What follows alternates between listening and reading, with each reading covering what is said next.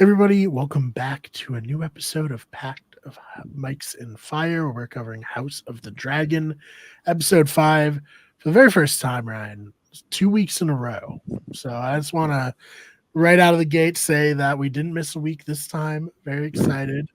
And we're joined by special guest, Ben Sharon, host of, among other things, but most, currently the Have Not Room with me, where we cover Big Brother. So first, Ryan, how you doing? I'm doing all right, Brian. Hanging in there, Yeah. on the mend. Yeah, had to make it for two in a row, So Yeah, no, of course, and we appreciate it. And Ben, how are you doing? Doing good, yeah. Excited to not only talk about House of Dragon tonight, but yeah, as you mentioned, Big Brother 26 starting up tomorrow night, and yeah. Yeah, we gotta figure Excited for that out as well. when we're gonna be covering it now, especially if threw a Yes. wrench into the plans of having the episode start at 9, going to 10. That's I get it, primetime show, but like, Big Brother, are you a 9 o'clock show? Like, be serious with yourself here. Be honest. So we'll figure it out, but we'll be back with the Have Not Room. But yeah, let's get quick thoughts. Ryan, quick thoughts about your episode 5. How you feeling about it? It was a little bit of like a setting the pieces up after a pretty epic battle in episode 4. I feel like every episode before this made some pretty major. Had some pretty major plot points. Right, this was definitely more of a setup episode. There were, I guess, there were some big moments, but right, not as much action, not as much like anything fatal or volatile, right? So yeah, I thought overall it was a good episode. Kind of set up everything pretty well. We kind of saw that Allison has really lost her influence, and she just doesn't have any really connection with any of her children. Yeah, I mean, it's unfortunate, but it seems that Allison you reap what you sow, right? The meme of like me sowing this is awesome, then me reaping what the hell this sucks. That's where Allison is right now, especially in that zoom in. But Ben, what do you think of the episode? And then I guess you can pick where we start here, which storyline we start talking about first. Sure. I actually think this is like less of like a setup episode. To me, this felt like a cool down episode, and really like exploring a lot of the consequences of what happened in the previous episode, where we see like obviously Allison and eventually like Aemon gets put in position as like the king regent, but like them dealing with Aegon being like basically like 10% alive after the dragon fight, and then also you have on the other side in particular Corlys dealing with his wife's death in that whole storyline. So to me, this felt like we had this big explosion last week, and this is like the debris falling down after the explosion's over, before like the next explosion goes back up. Yeah, definitely. And I guess do we want to start with Aemon getting a promotion, becoming king? Would this be? I guess it's protector of the realm, regent for his brother. I don't know the exact correct term here, but Aemon's in charge. His schemings and complete disregard for his brother's safety during the battle have really paid off for him. So I guess thoughts on the new protector of the realm, Ben? Well, to me, this was like Allison was like the centerpiece of the episode for me, and like kind of her, as you mentioned, her reaping what she sows. But I think like with that in mind, Allison kind of has gone all in on a side that's basing a lot of their premise for their decision making intrinsically valuing Rhaenyra for being a woman. So I really don't really like. It's kind of like yeah, I'm a I'm a strong woman, but I'm not a feminist kind of vibe. Whereas like you kind of seeing the consequence of it's almost like Shiv Roy-esque, where she's seeing the consequence of aligning herself with a perspective of that, and then also kind of like having to internally deal with the fact that basically like she's been passed over from a control perspective. And even though, as she argues, she has all of the experience for having been essentially like the acting ruler for years as her husband was on his deathbed. She is still being passed over for her underage son, who is like other than being like a very strong fighter, is kind of also nearly as hot-headed as his brother, who just nearly was murdered. So Yeah, no, it's it's unfortunate for her, but what can you do? Ryan, what like were you thinking as each of Allison's previous allies were just abandoning her for Aemond here? Sir Christian.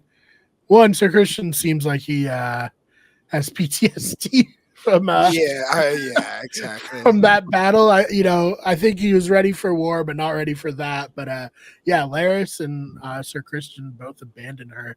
What are your thoughts on that scene?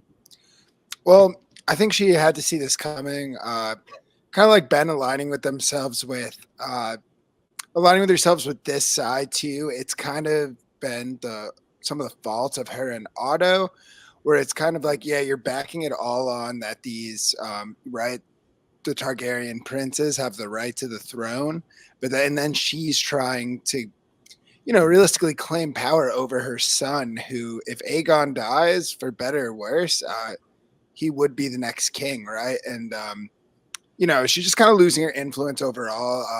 With Laris, does it have to do with their transactions? I have no idea, but she even goes to Laris, and Laris, he doesn't even blink twice, just cold blooded. He's just like, the obvious choice is Aemon has to be Aemon, right? He barely even looks at her. And then, like you said, Kristen is just broken at this point from last episode, right? He doesn't even really know how to talk to her afterwards. He's kind of like, well, he's even like, what do you want out of this? What are you going to get from being like Queen of the Ashes anyways?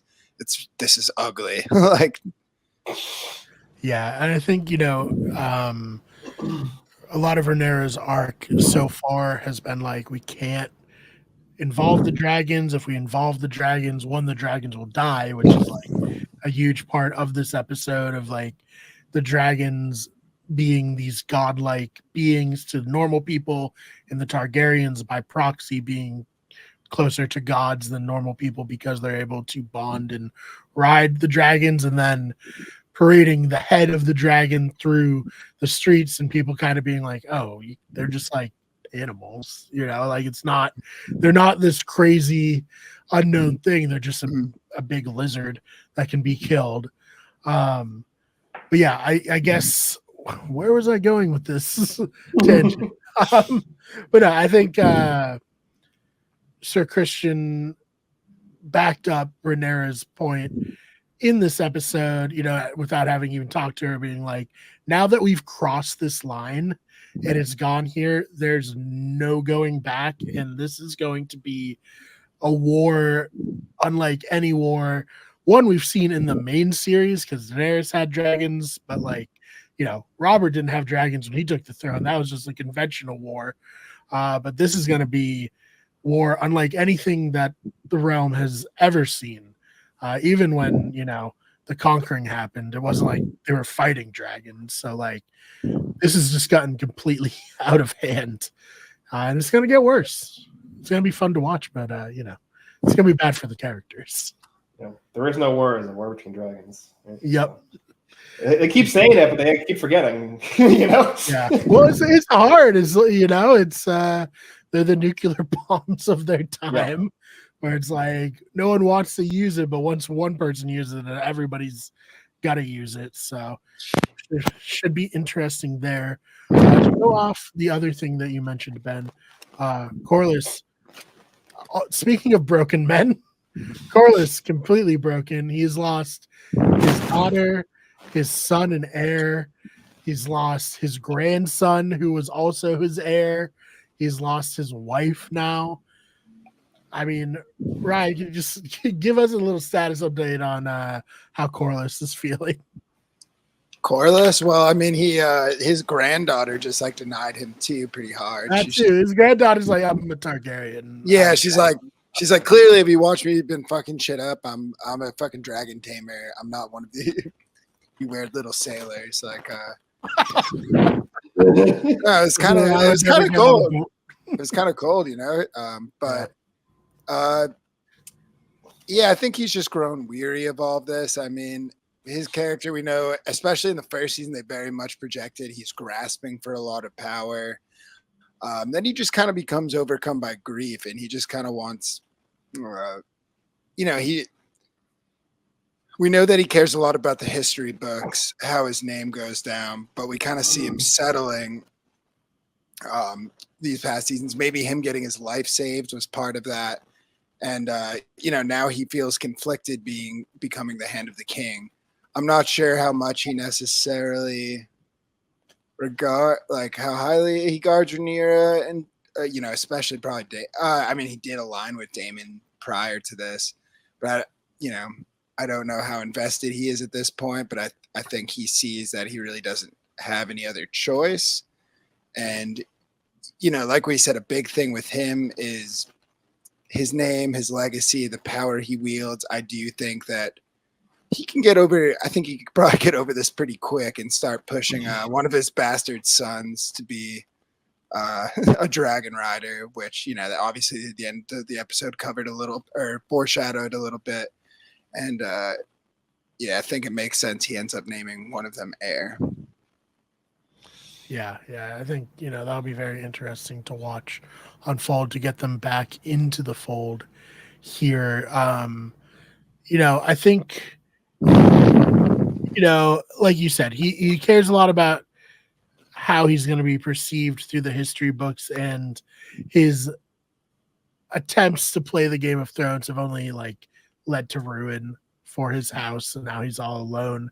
But on the other hand, we see in this episode his blockade is really the best thing Rhaenyra's side has going for him, and I think we get very interesting scenes showing the people of King's Landing deal with that. I don't know, Ben, if you want to talk about those scenes and how you felt about the small folk really going through a bad time here because of Yeah, I think this also is presumably kind of setting up where Rhaenyra is sending, or Rhaenyra is having Mysaria send,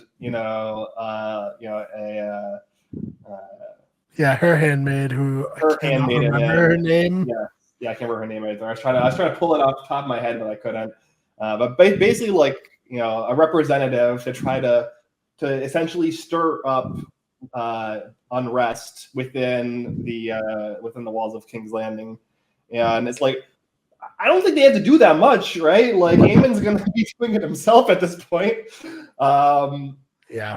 I think is her name. What was that? Alinda. There you go. Yeah. All right.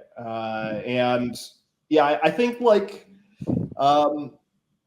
I don't. Do you think that Aegon even would have made this call? I don't, because I think one of the Aegon, for all his faults, and he is a hothead, and he does really make rash decisions when he's dealing with anger or grief or whatever. He has been shown at the very least to have a mild level of empathy for the small folk, or at least understand some level strategically that the small folk rebelling is going to be bad, and would be him basically fighting a war outside and inside the walls at the same time. And Aemon's oh, they're complaining about the blockade and how they can't get food and medicine. How about we lock them in and make it so that they can't leave, and beat them up with our guards if they try to leave.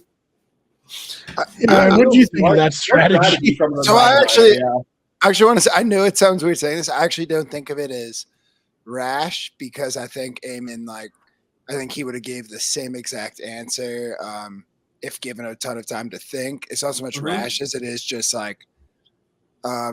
he's very it's this way or the other, it's right. It's kind of similar to what we see with Damon. All right, you steal something, I cut off your hand. He's just like, oh yeah, they want a bitch.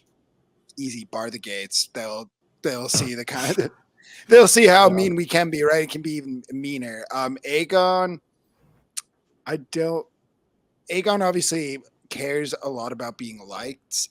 Aemon, I do think the way they've portrayed Aemon in this series, I do think he actually does care about being liked, but he'd never admit it to anyone. He'd literally cut your throat before he told you he cared if you thought poorly of him, right? Yeah, I don't know what Aegon, but we can see Aegon be very impulsive, and he can react to resort to more violence without the consequences, or more defaulting to others to act violently, right? Through them, not himself. So, but yeah, I think we just kind of see with Aemon how black and white, and kind of how he's very authoritarian. As where Aegon, you kind of got more like the pampered prince trying to prove he's a big boy and stomping his feet and saying, I said, screaming stuff like I said, take his head off, stuff like that. We don't see that with Aemon as much, right? Aemon's able to take the reins more. He does command more of a presence. But yeah, there's not a lot of empathy there. I do think a lot of the fault, and maybe not a lot of the fault in both of them. I mean, would Allison be able to get through to Aemon? No, probably not. But we don't ever see we see no attempt to build relationships with their sons at this point and to talk to them, right? To me, I think that's a pretty huge fault we see from Otto to her, to her son, right? It trickles down where we just don't really, at this point, we don't see an attempt to kind of reform these relationships. Yeah. And I think that, the biggest plus to keeping everyone in the city is the hope that, they don't just get bum rushed by, the remaining dragons trying to take the city, that Rhaenyra and Team Black would be hesitant to, I guess, do what Daenerys did in Game of Thrones, where he was like, I'm just going to burn everything and whatever happens, happens. That's the only real thing I can think of, why you'd want to keep the small folk is a buffer between, Rhaenyra and you, especially where Dreamfire existed in one scene flying over to Driftmark in season 1, but we haven't seen Helena fly Dreamfire since. I don't get the sense that they're setting Helena up as a dragon rider, so I think it's really just Aemon's the only one with a Vhagar, great dragon, very tough, very big, but 3-on-1 or however it may be, could be 4-on-1, could be too much for Vhagar, and then what? That's a good point. Yeah, I guess Ben, do you want to talk about what the mother of the year, the parenting style of Allison, before we move on to another part of Westeros? I just think that is Allison a good mother? No, of course not. She's not a good mother. But what? Whoa! Whoa! All right, that was no. Yeah, no, she's a horrible mother. Forced into a bad situation. It's bad all around. Generational trauma. But yeah, I just think we see a real inability to connect with her children is what I mean, which I guess is pretty bad, right? I guess because what I'm thinking, I just never jump to call someone a bad parent unless they're I guess just out of practice outside of TV shows, which is really relevant. Unless someone is blatantly how do I say it? is caught like blatantly causing harm or neglecting to like a serious degree. As for Allison Carey, like, you know, she clearly she cared. At this point, it's a little different, but yeah, I just don't think she really has an ability to connect with them. And at this point, she just kind of lashes out her own emotional frustrations on them that, you know, when really her kids need comfort even more than she does, right? I think they're left much more weak than she is.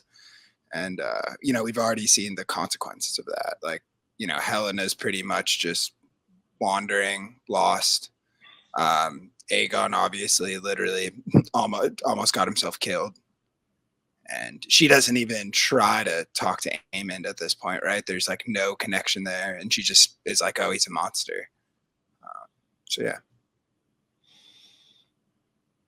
You were saying, Ben, though, about how you feel. I feel like I accidentally derailed you. I tried to I make think I it. cut out for a second too, and like my internet like lagged Oh. for like a few seconds, anyways. So not big deal. You guys kept the flow going. I think like for me, Allison like was kind of trained by Otto to see her children as like chess pieces, and like never really. Yeah, I agree to a degree with Ryan said that she never really like connected with them on like a deep emotional level. But I do think she like at least put in like a marginal effort to try to point them in the right direction. But without any kind of like emotional Exactly. foundation there, like that's just not. I think she has a very similar issue with as with Otto, where he's very like calculated and he kind of knows like the right which chess pieces to move in the right direction, but he's not like good enough to understand how to like emotionally manipulate the chess pieces to move the way they're supposed to move and not like go completely off the board. And I think we saw, like, for instance, in the last episode, we saw a little more malice from Allison, where, like, with Aegon, I believe she was probably trying to cut him down a little there, right? Where I think Otto would have said roughly the same thing, but he would have, and it would have been, probably came off it even more arrogant, but I don't think it would have been, like, as degrading in that way. He would have found a way to kind of reframe it in, like, more of a rebuking than, like, a, degradation, Yeah. It's tough. It's tough out there for this family. I feel like, but I want to quickly go to the Eerie, which has gotten its third redesign in as many appearances. Personally, the worst design that they've had, in my opinion, of the Eerie. It misses out on the castle with the moon door opening. This one's just like a castle at the end of like a mountain peak, whereas the original versions of the Eerie really, really felt like a fantasy castle versus like a castle that could exist, but which is my preference. Is like the fantasy elements. Maybe the showrunners want more of a ground, but there are dragons, so I don't know. But Lady Erin, I gotta imagine this is Rhaenyra's aunt, right? Not terribly impressed with the two small dragons and having to babysit for Rhaenyra. I don't know, Ben. What were your thoughts of this scene? Because she was pretty mean to Rhaena, right? Like that was uncalled for. It felt almost like a comedy scene, like splattered in the middle of like a heavy drama. It was very interesting because I was like, I mean, we brought you dragons. Technically, we brought you two. You only asked for one. Yeah, no, it was like we got eggs. Also, those could be dragons. You could have 6 dragons here for all you know. very unappreciative. Ryan, how'd you feel about it? I do think it was kind of like they quickly, like she like totally tore her apart at first, obviously, but from at least referring to the books, Brad, if you can confirm, I do remember that Erin, it does kind of sound like how she would have been likely to respond. It seemed to be her take on it, right? Wanting that protection. I know that she hadn't married. There were rumors. There were just like crazy sexualized rumors, right? About her, both ways, men and women. But then after this happened, she kind of flips and is like, it's like she gets all like cutthroat and gets into the political nuances and just cuts her apart. And then she's like, kind of remembers like, oh, this is a kid. And then she's like, oh, so this is your room, sweetie. I'll see you soon.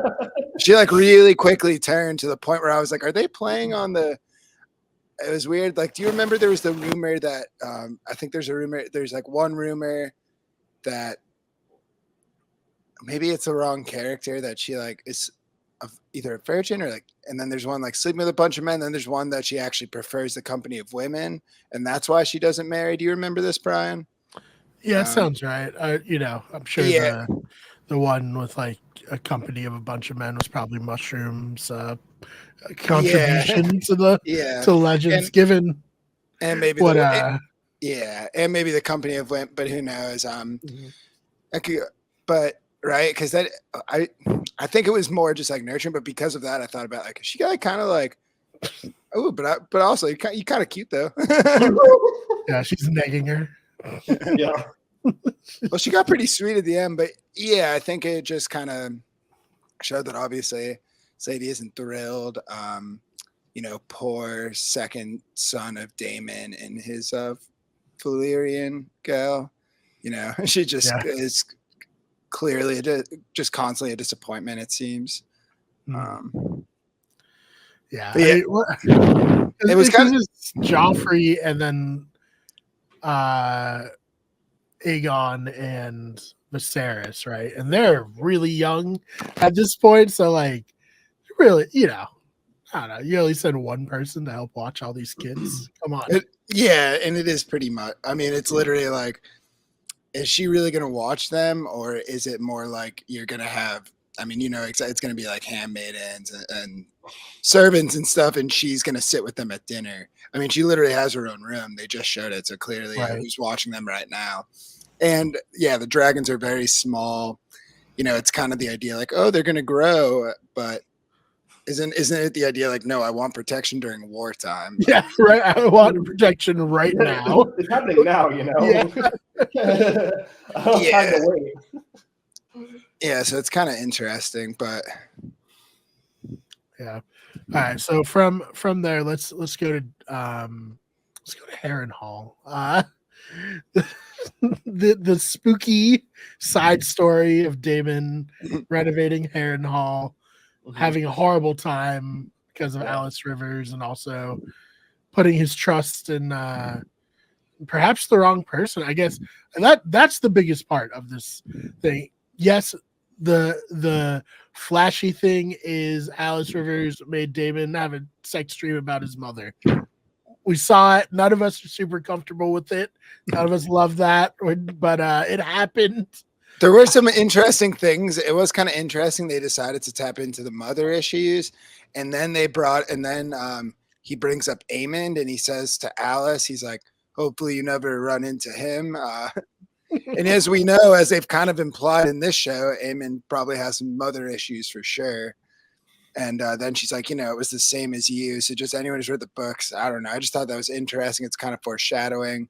I kind of thought it was, we know there's kind of it's fair to say a connection between Aemond and Damon. Like there's similar styles of characters for sure to a degree.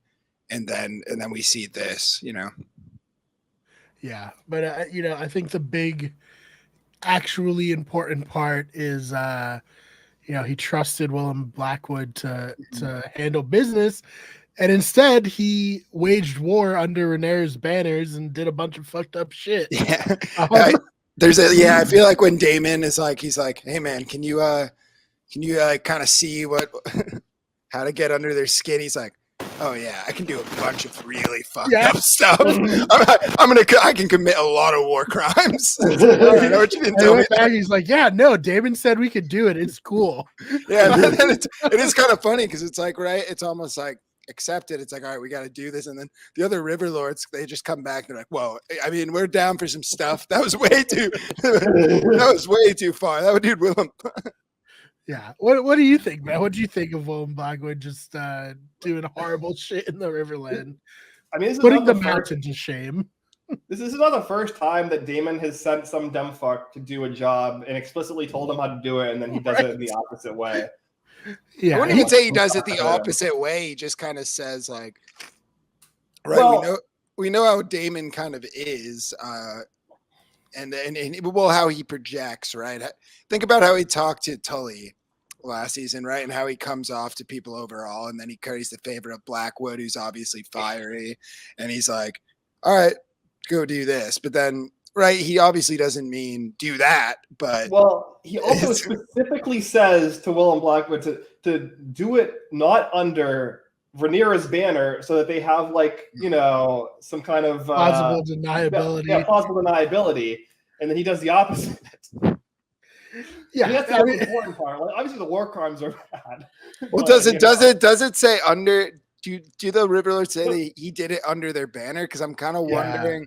Yeah. I was They honestly were raising the green dragon banner. Yes, that's what I remember. Because I was just kind of wait, the green? Because they're the No, black. they said Those are the the black, they the said the black. black and red. No, dragon. no, black yeah, and red, yeah. sorry. I Yeah, was black just and I was just surprised because I feel like they would know it. Oh, your mic went out. Yep. But yeah, I think, you know, it's fucked up. Can't get any good help. I think you're back now, Ryan. Oh yeah. I was just gonna say I feel like they would know it was the Blackwoods or who was operating, but yeah, that makes sense. He kind of screwed him over. Mhm. Yeah, Yeah, think I it's mean, a Damon plausible was like, deniability still like. yeah. Damon the first time was like, okay, you know, I'm not gonna say what to do, but like you guys, you get the vibe we're going for with Blood and Cheese, and Blood and Cheese like, oh, we get you, Damon, and then it backfired horribly. So this time he's like, all right, I'm gonna be very direct with you. Do not do this, and then they just still did it. So you know, he can't catch a break here. Well, yeah, I think from Blackwood's perspective, maybe remember he's like, why do you want these Brackens? And he's like, well, because right, they literally refuse me to the point of death. Those are the kind of men I need. So Blackwood sees like, oh, so he appreciates these extremes. Also, I just did think of this. There's that, and the Blackwoods hate the Brackens. Like the fact that he wants to bring them onto his side, he might have done that on purpose. Yeah, nice, Dude, he was a little bit like, I think it was a little bit like Damon didn't fully appreciate the animosity and historic, like, you know, when he was like, yeah, you know, do what you got to do to like bring them to heel. And Blackwood's like, got it, carte blanche to commit war crimes. Awesome. yeah. So yeah, not great. But I will say Alice Rivers continues to be a delightful character, in my opinion. I'm always very happy to see her in the scene when she was talking to Damon in the hallway, and then was it Simon Strong came, and she just disappears behind him, and you don't see her like walk on front. Just so good, little stuff like that is I love it. You know, just such a fun character. She's very like, it's just so like what is it, like Morgan Le Fay from like King Arthur, like that kind of character archetype. It's ridiculous. I love it. A big fan. I like when, you know, Damon's like, oh, so you got a raven with this information. She's like, no, I saw a vision. Yeah. Came to me in a dream. It came to me in a dream. It's like, Jesus Christ. David just has to be exasperated at this point dealing with her. Okay, cool, great. But you know, that is part of the fun of Game of Thrones, is seeing otherwise grounded characters have to interact with just the weirdest people that have ever existed. Like that, you know, Yeah. Davos interacting with Melisandre, that was always very fun. as well. True. So it's just good stuff there. All right, so we covered Harrenhal. Let's go to Jace. Jace getting shit done this whole season. He got the Starks on their side, but it's very slow. We're not on season 7, 8 Game of Thrones rules where you can get people from one side of Westeros to the other in an episode. It's gonna be a while for the Starks to be involved, but the one negative thing about this that I'll say is I don't love always portraying the Freys as weird little freaks. I think Walder Frey, yes, was a weird little freak, but it doesn't mean every Frey that ever existed is. You know what I mean?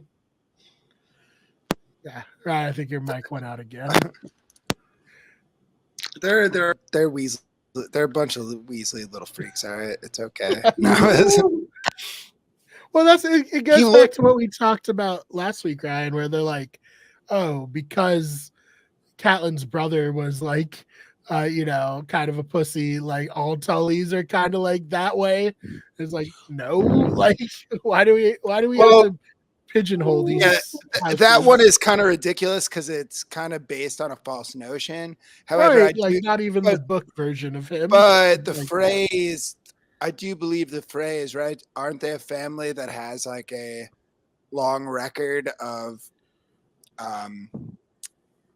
they're always kind of grasping for the net for a little more than they have, right? They also use the crossing to their advantage. And I do think Walder Frey is said to literally look like a weasel, and that is genetic. Yeah, but look, and that is a genetic. So I think that all kind of fits what a Frey would be from the Freys got themselves out of the dirt. Same way the Lannisters did, all right? The Lannisters got their gold by lying and getting in there. The Freys got their riches from building a bridge. But the Lannisters all happen to be, but the Lannisters are tall, good-looking. Yeah, they're hot. That's the problem. So that's the thing, right? It does say in the books that, right? Every Frey is described as looking like a weasel, and a lot of them are balding. I do. Am I correct on that? I believe I remember. What is it you remember the drunk Frey that basically he gets captured by the Brotherhood? Yeah I think a lot of them are bald, so it makes sense to me that crippled too. He's a sad dude and a drunk, a legit but no, so they kind of made sense to me. I was he does look like he's a more portly Frey, and I didn't think he was especially nothing compared to Walder Frey. No, nothing compared to Walder. It was exactly.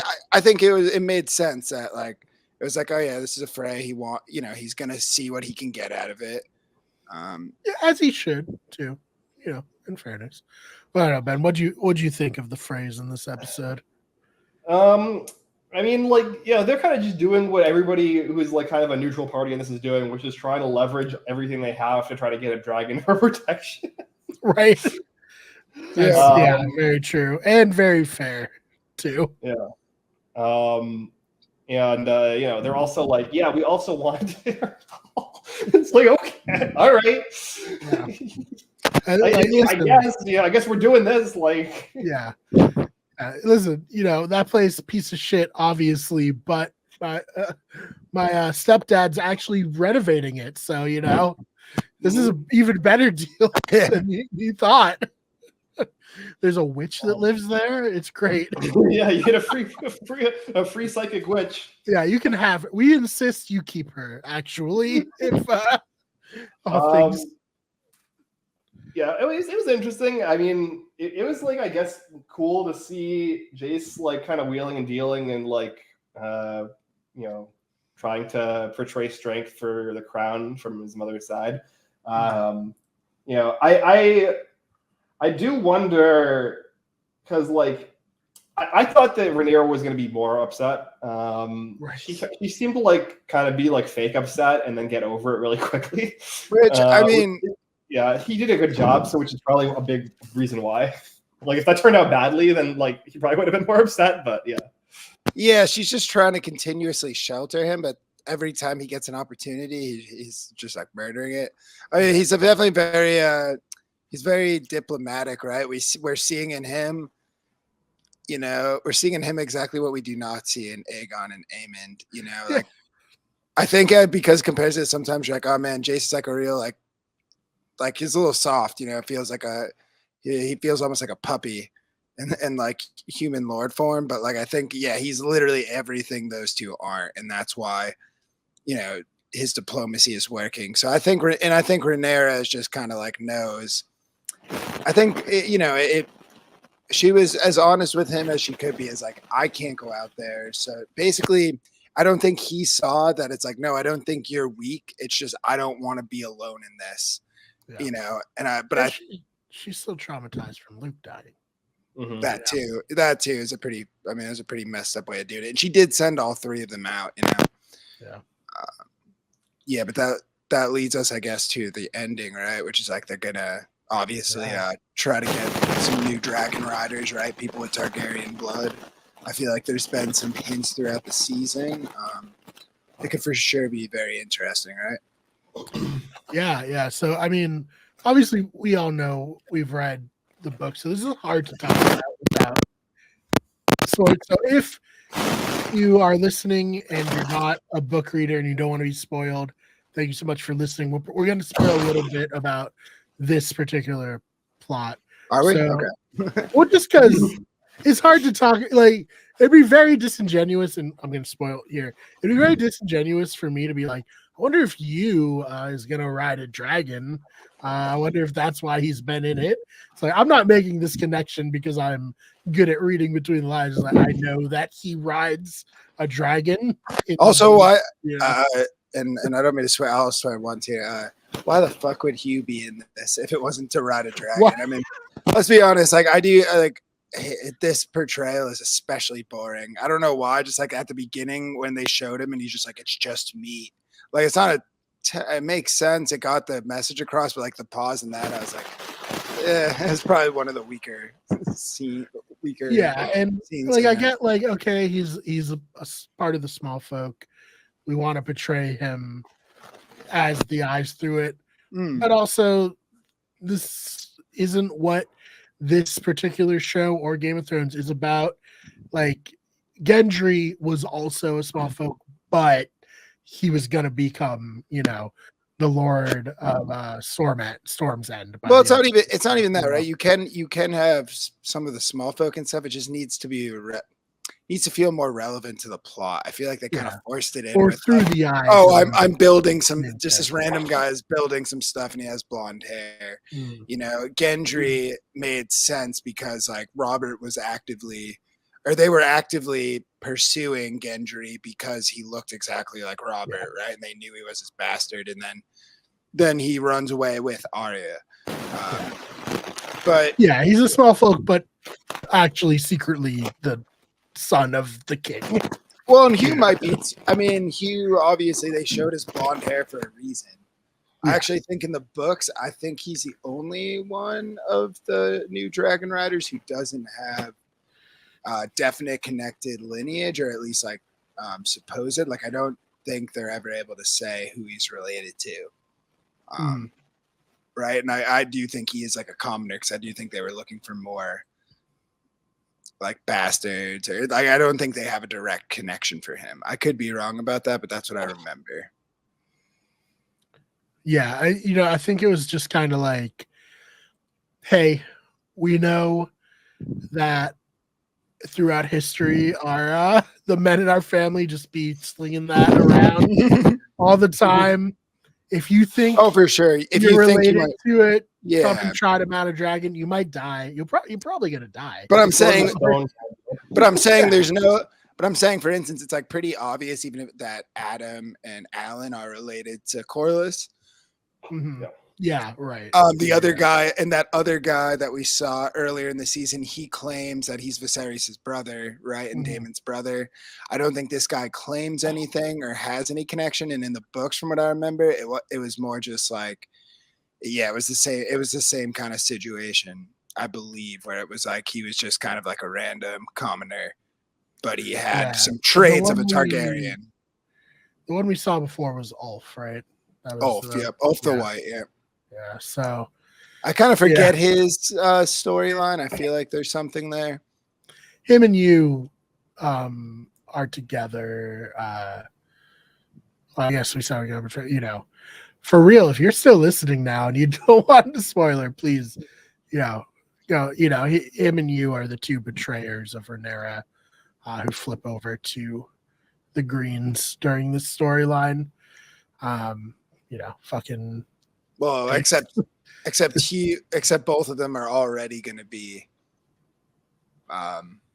They're already both Greens, anyways. Probably. Well, yeah, I mean, who knows when I think they're both just kind of like power hungry. Like, at one point, Yu's like, oh, I'm fucking riding Verminthor. I'm going to be the fucking king, which is, insane for him to, which I will be very interested. His family's going to die, right? Like, horribly. And that's what's going to be his, like, turning point to betray Rhaenyra. Like, why are we building up the family that he didn't have in the book if they're not going to die horribly and lead to him betraying Rhaenyra? That's a good point. Yeah, he doesn't have a lot of context other than just being a really strong blacksmith. So, yeah, right. He's cool, but he gets carried away. And then Ulf, I assume his boys are gonna die, and that's gonna be pretty tragic for him. Did you seem like great hags, honestly? So be pretty devastating. Oh man, but yeah, I thought this was a good episode. I mean, I've loved this show this season.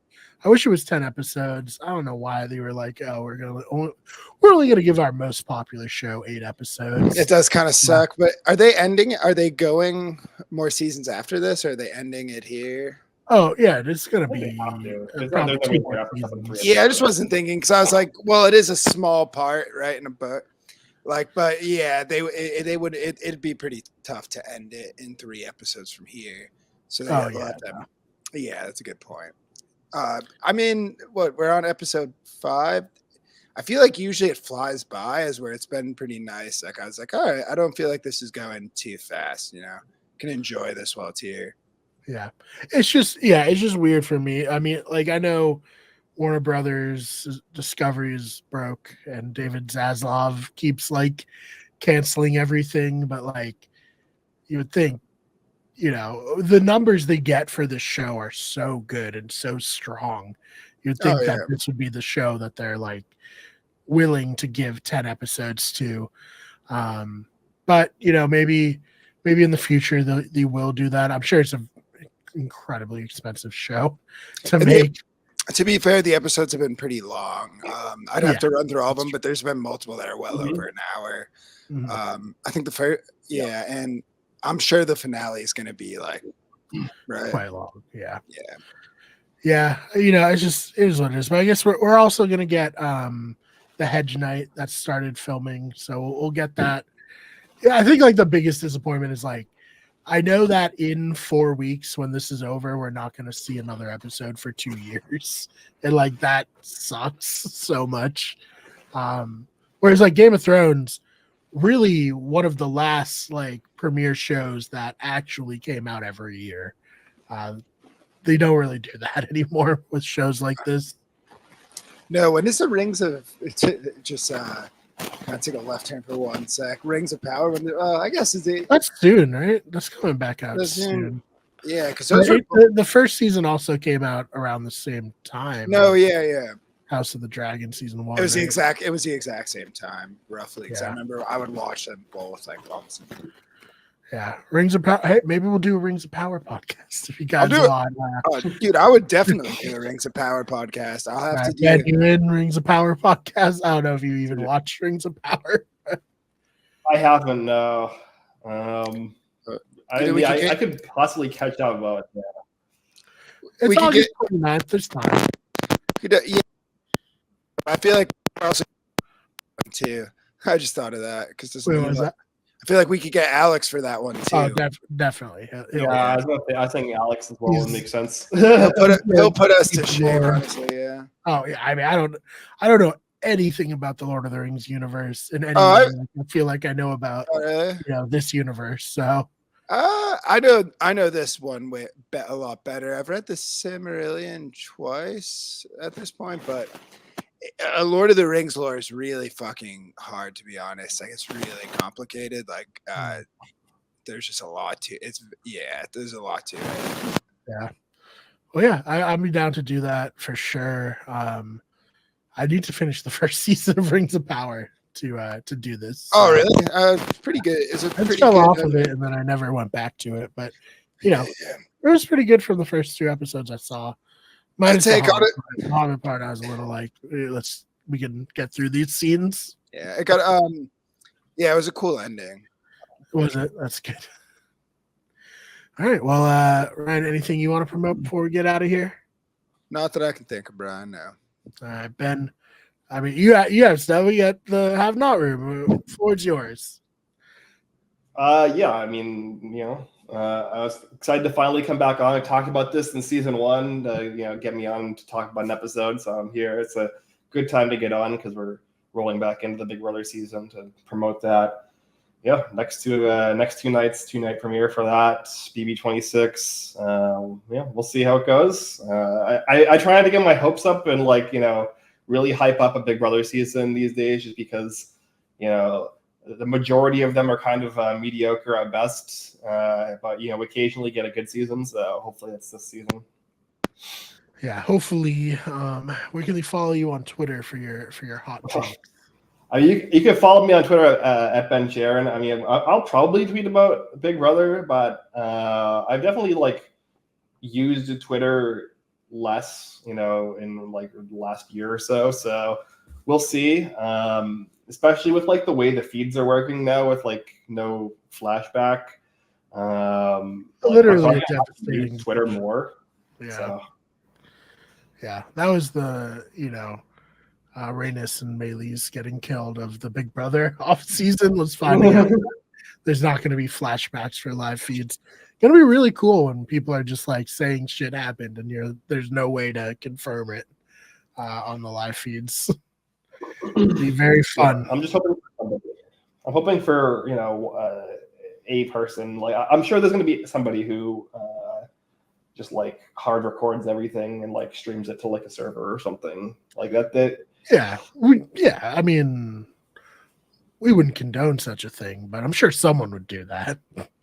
Yeah, right. Well, I condone any, I condone any reaping of what anybody sows kind of deal. Mm-hmm. We talk about Allison reaping what she sowed. CBS and Paramount are reaping what they sow by making their feeds harder to watch. They're just encouraging piracy. The one thing we don't tolerate is Sir Kristen Cole reaping what he sows. We will assault another officer for staining his cloak over that one. Yeah. Oh man. Well, yeah. So yeah, I think please subscribe to this show, obviously, but also the channel and the Have Not Room. Check that out if you're a Big Brother fan. And if you're not a fan, start watching and listen to us talk about it. Should be a lot of fun. You can follow me on Twitter at the Fake BMar. That's BMARR. I'll be occasionally annoying about Big Brother this year, I'm sure, on there. As it unfolds. But other than that, thank you so much for listening, and we'll see you all in the next one.